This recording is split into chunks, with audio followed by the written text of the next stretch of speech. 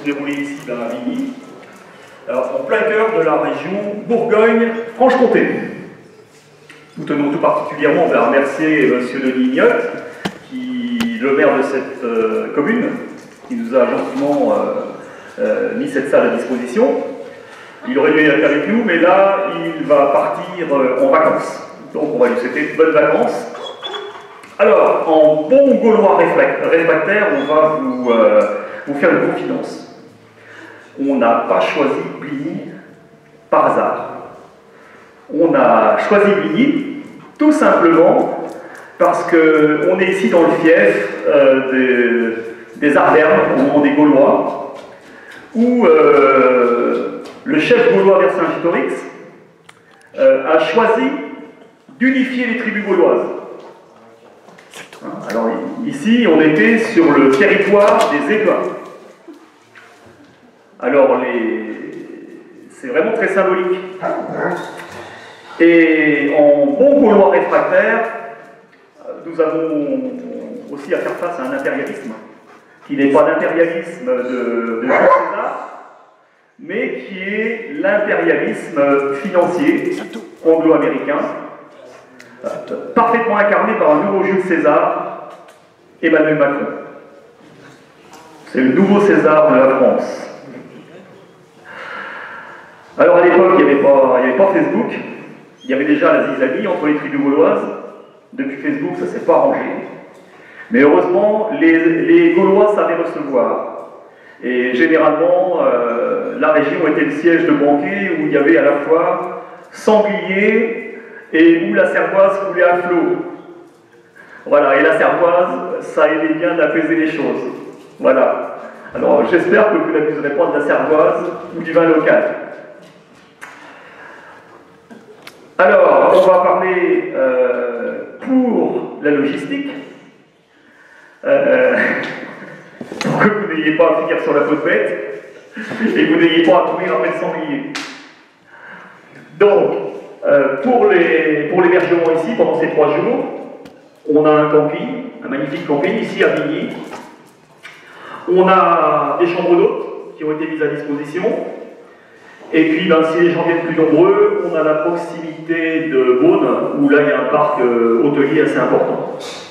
Pour la restauration, on a une épicerie locale, on a 2 petits restaurants là qui nous ont répondu OK pour les repas. Donc, ça ne devrait pas poser trop de problèmes. Voilà, ça c'est pour la fête. Alors, je vais passer maintenant au contenu et au déroulement des 3 jours. Nos rencontres se dérouleront donc à partir de 9h15 le matin jusqu'à environ 19h, avec une pause repas. Chaque jour, vous aurez une présentation de la journée. Et vous aurez une présentation qui sera suivie d'une introduction au thème du jour. Et ensuite, on aura des conférenciers qui interviendront. Et à l'issue des interventions des conférenciers, nous aurons des tables rondes. On va discuter entre nous. Parce que là, on est obligé de passer aux choses concrètes. Ce que nous vivons aujourd'hui est trop important pour qu'on continue à galvauder les choses. On va être obligé de passer dans le concret. Et pour passer dans le concret, on est obligé de s'unir et on est obligé de trouver des solutions concrètes pour les gens. Parce que ce que les gens vont prendre dans la figure dans les 5 années à venir, ça va être brutal. Donc, à nous qui avons eu un parcours assez chaotique pour pas mal d'entre nous, nous avons mis ces choses à profit et aujourd'hui on veut en faire profiter les autres en fait. C'est uniquement ça. Donc, je compte sur vous pour la création des commissions, pour votre implication et pour qu'on puisse se parler et trouver des solutions. Peu d'entre nous en ont conscience. Mais chaque grand événement de l'histoire, que ce soit la Révolution française, que ce soit la Première Guerre mondiale, que ce soit la Seconde Guerre mondiale, que ce soit mai 68, que ce soit les attentats ou les pseudo-crises sanitaires, tous ces événements importants sont l'occasion de mettre en place de nouvelles règles pour la société. À chaque fois, on a à y faire quelque chose. Soit on perd notre liberté individuelle, soit on donne du consentement pour avoir des États beaucoup plus policiers, beaucoup plus surveillés, et on est en train de perdre toutes nos libertés. Tous ces événements qui nous concernent actuellement et qui impliquent la finance anglo-américaine partent en fait de l'hégémonie anglo-américaine sur l'Europe. Depuis la Seconde Guerre mondiale, ce sont les financiers anglo-américains qui ont jeté leurs dévolus sur les pays d'Europe. Alors tout ça résulte de deux facteurs. Comment se sont bâties les puissances financières? C'est très simple. Les puissances financières sont nées la plupart du temps sur des innovations technologiques ou des découvertes de matières premières comme le pétrole. Et souvent, ça a généré des puissances considérables. Je vais prendre par exemple le pétrole.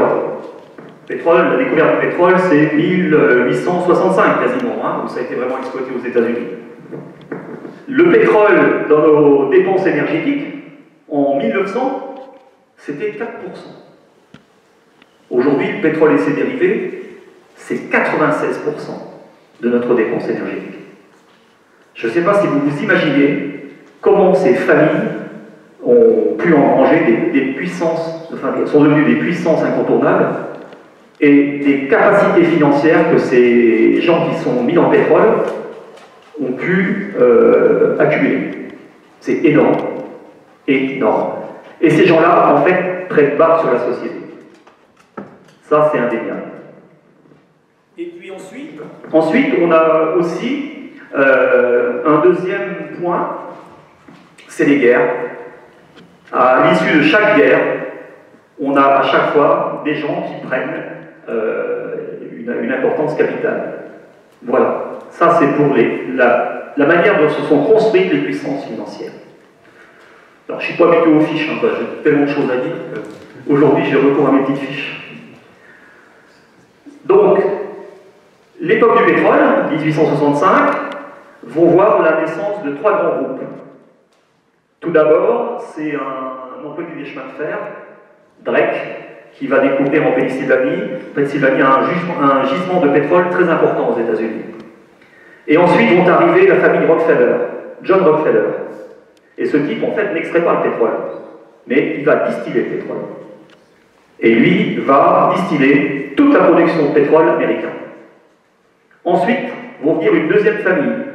Vous les connaissez tous par le nom, c'est les frères Nobel. On va avoir une société qui va se construire, qui va s'appeler la Bras Nobel. Et eux vont exploiter, en Azerbaïdjan, de la région de Bakou, donc en URSS, vont exploiter, eux, le pétrole russe.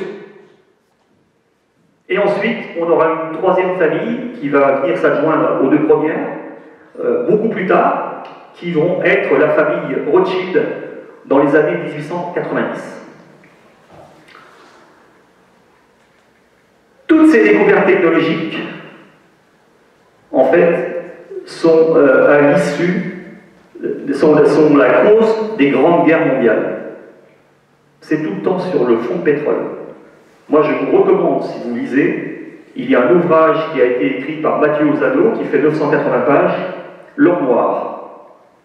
En lisant ce bouquin, si vous allez jusqu'au bout, vous découvrirez que le pétrole est la source de toutes les guerres. Toutes les guerres que nous avons connues depuis les années 1850, c'est le pétrole. Mais ça, on ne vous le dit pas. La dernière guerre mondiale, Rockefeller a aidé l'Allemagne nazie. Il a amené des capitaux dans une société qui s'appelait IG Farben. Et IG Farben était la source première de financement du nazisme. Qu'est-ce que souhaitaient les Rockefeller? Que l'Allemagne entre en guerre avec la Russie pour pouvoir prendre barre sur le pétrole russe. C'est tout simplement ça, la Deuxième Guerre mondiale. On vous a vendu le même mensonge qu'on vous a vendu pour la Révolution française. La Révolution française n'a jamais été une révolution du peuple. Marion Sigaud, qui va venir tout à l'heure, pourrait vous le dire. Ça n'a jamais été une révolution du peuple français, la Révolution française. C'est tout simplement le Premier ministre anglais William Pitt, qui commençait à en avoir ras-le-bol de voir la France d'Amérique en Angleterre sur le commerce des esclaves, sur le commerce triangulaire, auquel s'est livrée la France très tardivement dans l'esclavage. Et en fait, les Anglais ne supportaient pas. Et les Anglais, qu'est-ce qu'ils ont fait? Ils ont infiltré la France avec des sociétés secrètes, la franc-maçonnerie, et ils ont endetté la monarchie pour la faire tomber. Ils ont endetté la monarchie française auprès de banquiers protestants véreux. Jamais été une révolution du peuple. D'ailleurs, à l'issue de la Révolution française, qu'est-ce qu'on a vu apparaître? La chouannerie. Parce que toutes les basses couches de la société, bons paysans, ils étaient encore plus assommés d'impôts qu'ils l'étaient sous la royauté. Et l'école, aujourd'hui, Jules Ferry, a encore la prétention de vous dire que la Révolution française est une révolution, une révolte du peuple français. C'est totalement faux. Faux. Si vous regardez les éléments, si vous restez factuel et vous regardez les éléments d'histoire, c'est tout simplement les puissances financières émergentes, qui avaient une puissance financière mais pas le pouvoir politique, qui ont mis la royauté par terre pour prendre le politique. C'est tout simplement ça. Et on subit encore aujourd'hui les conséquences de la Révolution française. Voilà. Ça, c'était un exemple. Donc, aujourd'hui, nous sommes victimes d'un seul ennemi, le fascisme. Ce sont les fascistes qui sont en train de prendre le pouvoir, à travers un système économique qui s'appelait le libéralisme, et qui est aujourd'hui en train de se transformer en ordolibéralisme. Je ne sais pas si des gens parmi d'entre nous savent ce que c'est que l'ordolibéralisme. Ça a été théorisé par un Allemand dans les années 1932. Le système, il est simple. On prend l'argent dans la poche des contribuables qui travaillent pour financer les élites qui, elles, échappent à l'impôt. C'est ça le système. Regardez le milieu agricole. Pour regarder l'agriculture en France, qu'est-ce qu'on a fait? On a fait un plan qui s'appelait le plan Matchel dans les années 70. On a été chercher l'argent dans la poche des contribuables, des consommateurs, pour financer les agriculteurs les plus productifs. Qu'est-ce qui s'est passé? Les plus aidés ont commencé à absorber les moins aidés. Aujourd'hui en France, vous avez 1 à 2 agriculteurs qui se suicident tous les jours. Qui en parle? Et on a une caste, 20% d'agriculteurs qui captent 80% des aides. On a la même chose dans la grande distribution. Qu'ont fait Chirac ou Valéry Giscard d'Estaing quand Pompidou était au pouvoir, hein, on avait un secrétaire d'État aux Finances qui s'appelait Jacques Chirac, un ministre des Finances qui s'appelait Valéry Giscard d'Estaing. On a pompé le fric des gens qui travaillaient, salariés, artisans, commerçants. Par contre, les actionnaires avaient le bénéfice d'un crédit d'impôt. C'est-à-dire que quand vous gagnez des sommes colossales par l'actionnariat, eh bien Bercy vous faisait un joli chèque. Ça, c'est l'ordolibéralisme. C'est ce qui a été théorisé par les nazis. Nous sommes dans un système nazi. Gardez ça en tête. C'est le projet nazi. Et les nazis ne sont pas ceux qu'on croit. Les nazis, ce ne sont pas le peuple allemand, c'était les exécutants. Ça a été l'hypnose collective, comme nous, le Covid a été une hypnose collective. Tous les penseurs et les financiers du nazisme ont été les fascistes américains. Tout ça prend ses racines dans l'esclavage. Si je prends par exemple Mme Ursula von der Leyen, qui aujourd'hui est la présidente de la Commission européenne. Si vous faites la généalogie de Mme von der Leyen, vous allez trouver qui? Vous allez trouver une famille, la famille Ladson.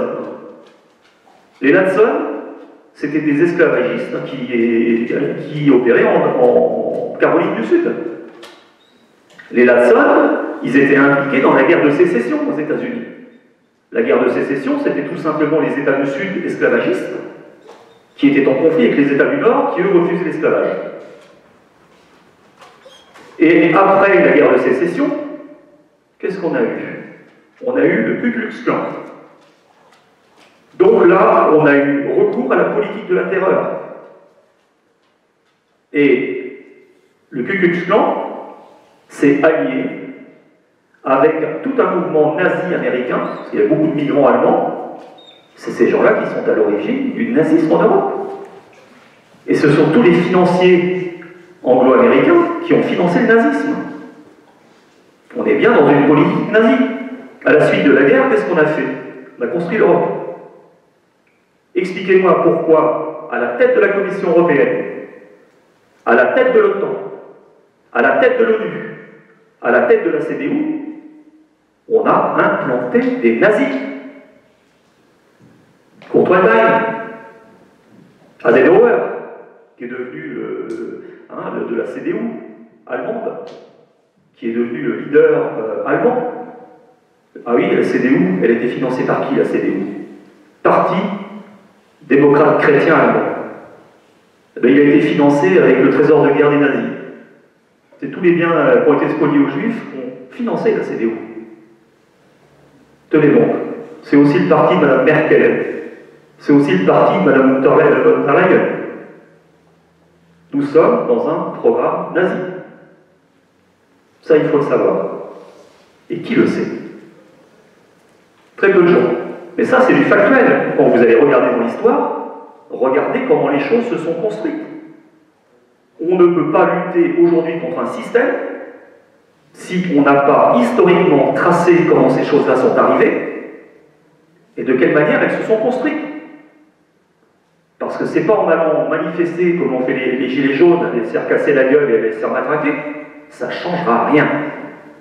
C'est aujourd'hui quelle intelligence collective on met en place pour échapper à l'emprise de ces gens-là. C'est vers ça qu'il faut aller. Et ça passe par une première étape, le savoir. Alors, il faut savoir que dans nos pays d'Europe, à l'issue de la guerre mondiale, ceux qui avaient financé le nazisme ont aussi récupéré des criminels nazis à l'issue de la guerre. L'OSS, qui était l'ancêtre de la CIA, a commencé avec l'aide du Vatican à récupérer les criminels nazis, à les exfiltrer pour une partie en Amérique latine, pour les régimes fascistes, mais de nombreux nazis sont restés aussi sur le sol européen pour constituer des unités secrètes qu'on a appelées les réseaux stéliades. Partout où les pays n'étaient pas favorables aux intérêts américains, on a fait pression sur ces pays-là, soit par le terrorisme, soit en fomentant des révoltes militaires. J'ai un exemple, la Grèce, 1967, la révolte des colonels. La révolte des colonels, c'était tout simplement des réseaux secrets stéliades américains qui ont poussé l'armée à se révolter. Parce que on voyait que la Grèce commençait à s'allier un peu avec les communistes, et ça ne plaisait pas du tout aux Américains. Regardez la crise grecque, comment elle est arrivée. Regardez l'implication du bancaire et du politique dans la crise grecque. Ensuite, on a la même chose en Europe. On a eu toute une vague d'attentats, les attentats du Gladio en Italie, l'attentat de la gare de Bologne. La gare de Bologne, ce n'était pas des communistes, c'était des réseaux clandestins qui étaient pilotés par l'OTAN, qui ont fait un attentat où il y a eu quand même des morts et des blessés, c'était important, hein, le nombre de morts en Italie. On a découvert, les juges anti-mafia ont découvert qu'en fait, le Vatican avait financé ces opérations-là, et puis derrière, c'était l'OTAN. Vous avez eu la même chose en Allemagne, l'attentat de la fête de la bière à Munich. 13 morts, 200 blessés, et on va incriminer un pauvre type qu'on décrit comme toujours un homme isolé, comme on l'a fait pour Mera. Puis on va découvrir que ce gars-là, il fait partie d'un cercle néo-nazi, le cercle Hoffmann. Puis on va découvrir que derrière le cercle Hoffmann, c'est tout simplement l'OTAN. Vous allez avoir la même chose en Belgique. En Belgique, vous allez avoir ce qu'on a appelé les tueries du Brabant wallon. 80-85. Il y a un mouvement ouvrier qui commence à se dessiner chez un mania du textile, Jacques Salic, Il commence à y avoir des mouvements de grève. Et puis là, qu'est-ce qui va se passer? On va commencer à avoir des attentats, des gens qu'on va flinguer dans les grandes surfaces. Tu te rappelles, Jean-Michel, quand on a fait la marche de Lille jusqu'au Parlement européen, on a bien mangé dans un restaurant.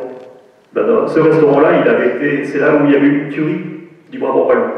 Je ne sais pas si tu te rappelles le resto. On a mangé dans un de ces restos-là où il y a eu un attentat. Et tout ça, en fait, on attribuait ça à des gens du grand banditisme? Absolument pas. Moi, j'étais moniteur de tir à l'armée. Je peux vous dire, quand une personne n'a même pas visé quelqu'un pour vous descendre avec une arme, parfaitement conformée à sa morphologie, vous n'êtes pas face à des gens du grand banditisme. Vous êtes face à des gens qui grippent 200 cartouches par jour et qui sont issus du milieu militaire. Et moi, comme j'étais moniteur de tir à l'armée en 78-79, tout de suite, ça m'avait interpellé les tueries du Brabant wallon. J'avais compris que de toute façon, ce n'étaient pas des gens du banditisme qui étaient derrière. C'était des gens d'unité spéciale. Et qu'est-ce que vous croyez au niveau des attentats français? Tout ce qu'on vous a vendu comme des attentats islamistes. Non mais il faut arrêter. À chaque fois qu'on a approché des réseaux logistiques des attentats, on a eu un charmant monsieur qui était ministre de l'Intérieur, qui s'appelait monsieur Bernard Cazeneuve. À chaque fois, qu'est-ce qu'il a fait? Il a sorti le carton rouge, secret défense. L'affaire Claude Hermand à Lille, qui a importé les armes des pays de l'Est, qui se sont retrouvées dans les mains d'Amélie Coulibaly, par le biais d'une filière belge. Quand Hermand a commencé à révéler qu'il était piloté par la gendarmerie du Villeneuve d'Ascq, tout de suite, Cazeneuve a mis le secret défense. Et moi, j'ai passé presque 2 ans à étudier tous les attentats français.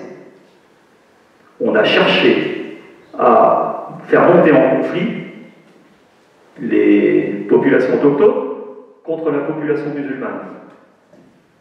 Tombez jamais dans ce piège à con. Jamais. Les quartiers, les populations immigrées, ils ont leurs problèmes. Mais ces gens-là sont responsables de rien. Si le patronat français ne les avait pas fait venir pour les faire travailler à Bafou, on n'aurait pas les problèmes qu'on a aujourd'hui. Parce qu'ils ont utilisé effectivement ces gens-là pour travailler, pour faire baisser les salaires. Mais par contre, quand ça a commencé à dérailler, ils n'ont pas fait de politique de retour au pays. Et ils ne se sont pas occupés d'insérer ces gens-là. Soyez pas surpris qu'aujourd'hui, on ait autant de problèmes dans les quartiers. C'est tout à fait normal. Et on ne peut pas rendre les émigrés responsables de ça. C'est le système politique français, et ce sont principalement le grand patronat qui sont responsables de cet état de fait. C'est tous ceux aujourd'hui qu'on retrouve FN, l'extrême droite. Ceux qui sont en train de gueuler contre l'immigration, c'est ceux qui l'ont fait en fait. Quand même pas mal, hein? Voilà à quoi on assiste. Donc ça devrait faire réfléchir chacun d'entre nous. Moi je vous recommande la lecture d'un ouvrage. Il y a un livre incontournable, si vous voulez comprendre ce qui nous arrive aujourd'hui. C'est l'histoire secrète du patronat français de l'après-guerre à nos jours. 670 pages. Lisez ce bouquin, vous allez savoir qui sont la famille Louis, qui sont les grands maniaques qui ont fait leur fortune et leur chou gras après l'après-guerre. Vous allez découvrir que les charmants syndicats ouvriers étaient financés par le patronat. Le scandale de l'UIMM, ça vous rappelle quelque chose? On avait en fait le fils d'André de Wavrin, qui était connu sous le nom du colonel Passy, qui était le chef d'un service de renseignement initié par les services secrets anglais quand De Gaulle était planqué à Londres. C'est le fils de ce type qui finançait tous les syndicats français. CGT en tête. Les financiers tenaient tous les syndicats ouvriers. Et ils vivaient grassement, mieux que des ministres. C'est incroyable quand même. Le même de Wavrin, vous le trouverez dans l'affaire du trafic d'armes avec l'Iran, l'affaire Lucher. Les obus qui ont été, les 500 obus qui ont été, les 500 000 obus qui ont été livrés à l'Iran, ils ont été fabriqués à quelques kilomètres de chez moi dans une usine Lucher qui était basée à Messé dans l'Orne. Et tout ça a été expédié à bord de 3 navires de Cherbourg-Octeville pour armer l'Iran et pour frapper l'Irak qui était notre client. Qui payait, qui nous faisait bien vivre en France, parce que l'Iran, je peux vous dire, les contrats entre la France et l'Iran, ils étaient conséquents.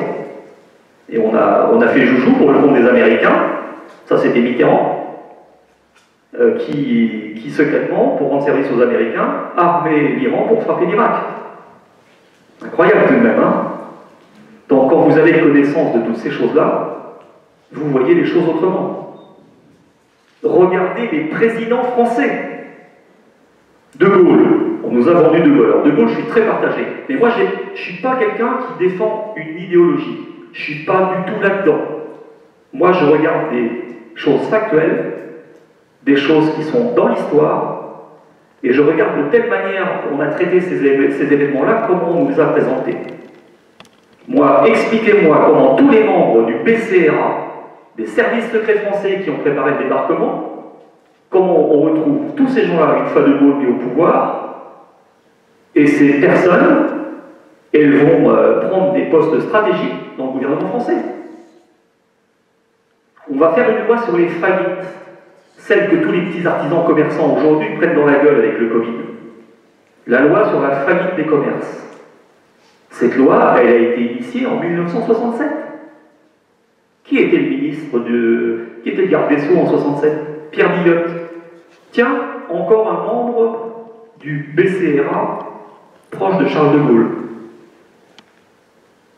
Et puis, si on se penche sur tout ce qui touche la protection des majeurs protégés, les fameuses tutelles, vous savez, les gens les vieux qui perdent leur faculté, qui ont des pouilles. 69, tiens, encore le gouvernement Chaban, c'est incroyable. Et puis, ça, c'est l'époque où Chirac était secrétaire d'État et où Giscard d'Estaing était ministre du budget. Et puis, si on regarde les lois qui touchent l'enfance, ben, c'est encore 69, mis en application en 70. C'était la pleine époque du SAC, le service d'action civique, qui a été créé en 59. Enfin, il a été officiellement créé en janvier 59, il a été mis en 58 en place en fait. Et ça, c'était quoi? C'était la police du mouvement gaulliste, c'était les barbouzes du milieu gaulliste, mais c'était aussi les financiers du parti politique gaulliste. Donc, rêvez pas, vos entreprises qu'on est en train de sabrer là, financement de partis politiques, c'est les détournements des mandataires liquidateurs. Alors, vous verrez, on vous projettera tous les ouvrages qui ont été faits à la suite de ça. Le business des faillites, le rapport parlementaire qui a été mis en place de M. François Colcombé et de M. Arnaud Montebourg, hein, qui était de Louan, qui est presque un local d'ailleurs, pas loin d'ici.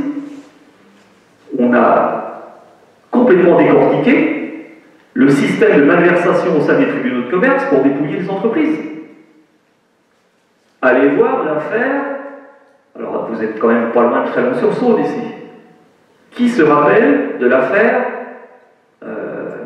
pas Jean-Louis Aubert, ça c'est le chanteur, Jean-Yves Aubert, ça c'est l'arnaqueur. Monsieur Aubert, mandataire liquidateur fort connu sur la plage chalonnaise, qui était le président du club de foot de Chalon, qui était le trésorier départemental du RPR, qui était le grand ami du garde des Sceaux de l'époque, Dominique Perben.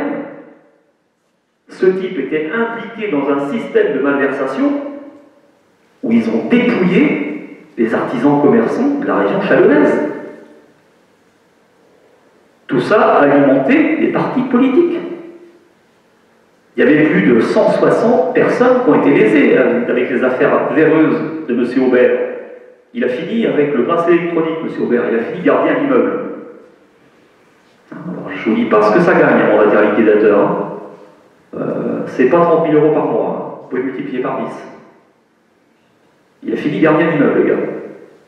Je vais vous donner un deuxième exemple. Vous avez l'affaire sur Paris du cabinet Sauvant-Boulker. Pareil, des mandataires véreux, des sommes astronomiques détournées, et qu'on retrouve sur des comptes offshore. Alors moi, j'étais très proche à un moment donné de François Colcombé, parce qu'on avait initié avec un monsieur qui était originaire de la région de Dijon, qui s'appelait Didier Loisel. On avait initié une association qui s'appelait la Coordination nationale des entreprises à taille humaine. Et on avait un membre d'honneur qui était François Colcombé, qui était le président de la commission d'enquête. Ils ont décortiqué tout ce qui se passait dans les tribunaux de commerce, mais par contre, personne n'est allé voir de ce qu'il advenait des sommes détournées. On a fait une enquête tronquée en fait. On a fait beaucoup de bruit, mais on n'a pas été enquêté sur sur ce qui advenait de l'argent spolié aux artisans commerçants. Donc vous voyez, nous, j'ai énormément de gens qui m'entourent. Il y a des gens qui devaient être là normalement demain et après-demain, qui m'ont dit Michel, non, mais il faut alerter les parlementaires, On a été dans tout ça. Ces gens-là vous baladent. Et comme c'est tellement puissant en face, vous pouvez lancer toutes les commissions parlementaires que vous voulez, vous n'aurez jamais rien. C'est comment on peut éduquer aujourd'hui les artisans, les commerçants, les gens qui arrivent dans le milieu économique, comment on peut les avertir de ceux qui risquent, des risques qu'ils encourent, et de les informer des bons leviers et des bonnes manœuvres à prendre pour éviter un redressement, une liquidation judiciaire. Je suis désolé, quand vous avez la criminologie, le crime, vous avez toujours des criminels, soit des gens qui sont dans la misère et qui sont obligés de bouffer, qui vont aller braquer le commerçant ou du coin, la boulangerie, partout où il y a une caisse où il y a un peu de poison liquide. Mais il y a un mobile dans le crime. Vous avez deux manières d'éradiquer le crime. Soit vous pouvez mettre un policier derrière chaque délinquant, mais vous avez une deuxième solution. C'est celle d'enlever le mobile du crime. Il suffit de ne plus avoir d'argent liquide dans la caisse. Et s'il n'y a pas d'argent liquide dans la caisse, il n'y aura pas de braquage. Puis dans la société, il faut aussi que les gens puissent croûter. Et si on répartit équitablement les choses, on va énormément être en action positive pour éradiquer le crime. Voilà. C'est notre boulot aujourd'hui. C'est en commission comment on peut avoir une réflexion intelligente pour éradiquer tout ça. Moi, je fais partie des gens, même la plupart des gens d'entre vous qui sont ici, on en a pris plein la gueule pendant 30 ans. Nous, on a des vies bouffées. Moi, je me suis mis artisan commerçant très tôt. J'ai bossé comme un cinglé, j'ai pas eu de jeunesse. Et puis, quand j'ai fait le magot, à un moment donné, on m'a tombé dessus, on m'a arnaqué. C'est du baiser. Alors, il y a des gens qui peuvent être détruits. Il y a des gens, à ma place, ils seraient foutus la corde au cou 5 fois. Moi, j'ai pas ce schéma mental-là. J'ai pris ça comme des leçons. Tout ce qui nous arrive en épreuve dans la vie, on a quelque chose à en apprendre. Et en fait, ce qu'il faut faire, c'est positiver ce qu'on a vécu de manière la plus négative. Il faut transformer le négatif en positif. Et nous, on a essuyé les plâtres. Qu'est-ce qu'on peut mettre en place utilement pour que les gens ne revivent pas ce que nous avons eu à vivre? Voilà, c'est ça ce qu'il faut mettre en place. Alors, vraiment, je vous invite à vous impliquer dans le boulot de commission. Moi, j'ai établi 15 premières commissions de travail, avec des pistes, différentes pistes, pour pouvoir travailler. Mais bon, moi, je ne suis pas dur, je ne suis pas un gourou. Je ne suis pas un gourou du tout. Et je suis ouvert à toutes vos propositions.